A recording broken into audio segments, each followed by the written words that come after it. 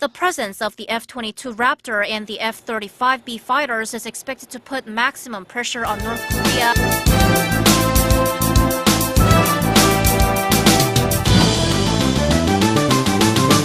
Meanwhile, South Korea and the United States will hold a joint Air Force drill next week involving almost 230 aircraft. The regular exercise is called Vigilant Ace, and it was planned before the North's latest missile launch. But coming so soon after, it'll likely involve a bigger show of force than ever before. Oh Jung-hee reports. U.S. strategic assets are arriving in South Korea for an annual joint Air Force drill called Vigilant Ace next week.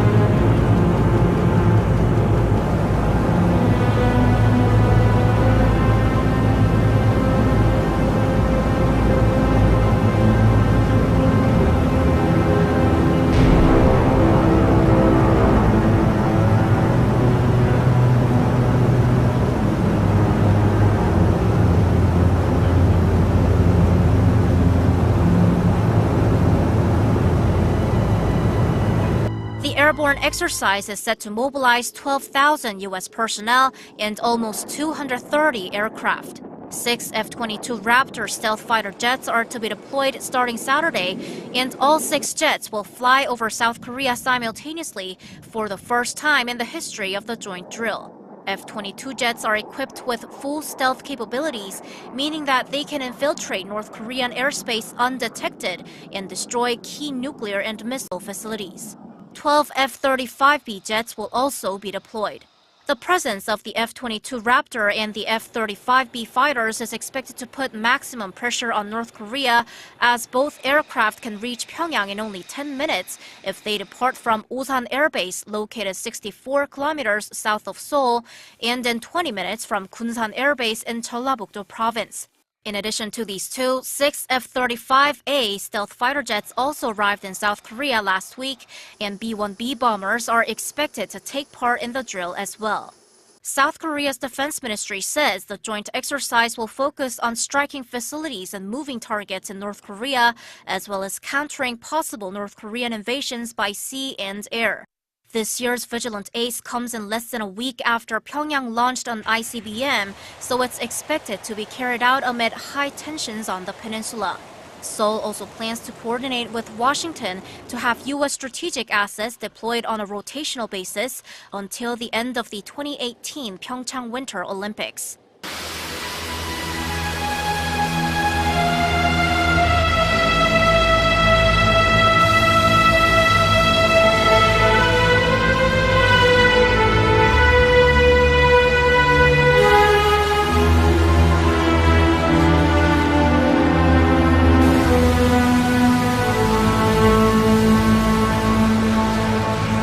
Now, South Korea's defense ministry has concluded that the Hwasong-15 missile that North Korea launched on Wednesday is a new type of ICBM, considering its altitude as well as its appearance.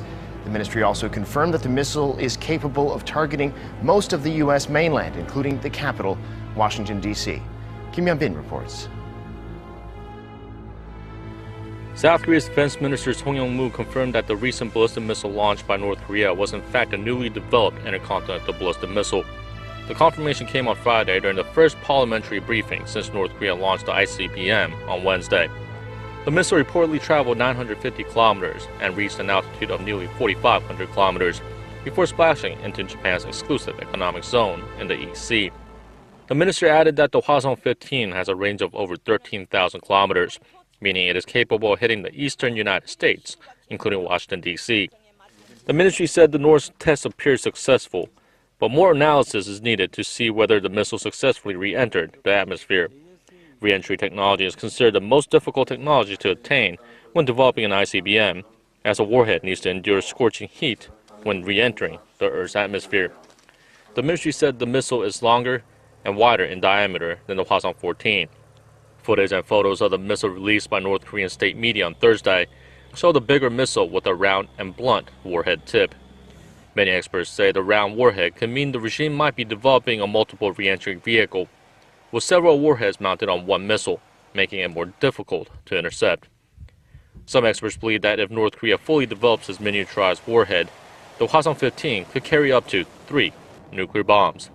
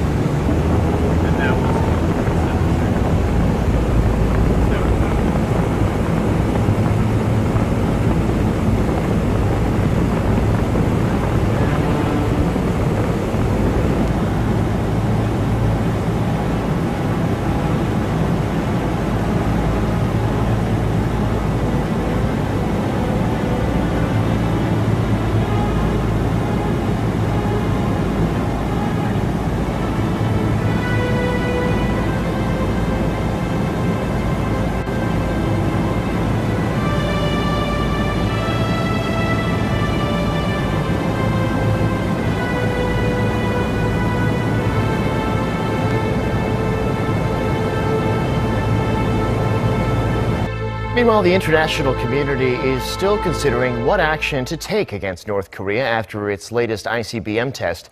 But while Washington has made clear that it's China who should do more, Beijing has shown little willingness to comply. Kwon Jang-ho has this report. The U.S. issued a strong condemnation of North Korea's latest missile provocation on Wednesday at the Emergency UN Security Council meeting in New York. But it was China who they placed firm responsibility on to act.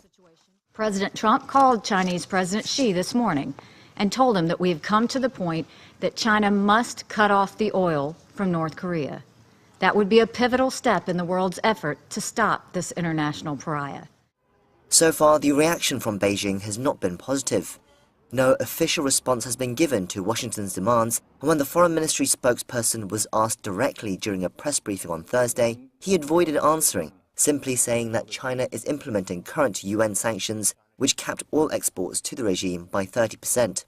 China's state-sanctioned newspaper, The Global Times, also issued an op-ed on Thursday entitled "Only the UN Security Council can decide new sanctions on Pyongyang." It says China and Russia will not impose any additional unilateral punishments on North Korea as the US is hoping. It carries on to say that it's now winter and an oil embargo would hurt the people's livelihoods and risk triggering a humanitarian crisis. It concludes China is not a chess piece for others to deploy. But the piece does also call for North Korea to stop provoking the US, and there are other minor movements coming from Beijing. China is threatening to end a near 20-year-old college student exchange program with Pyongyang. Speaking with Hong Kong's South Morning China Post, Li Gang, the official overseeing the program, said he was concerned by the regime's missile tests and that if there were any danger to their students, they would be ready to terminate the exchange. If it were to be cancelled, it would bring an end to one of the longest, uninterrupted programs between the two countries.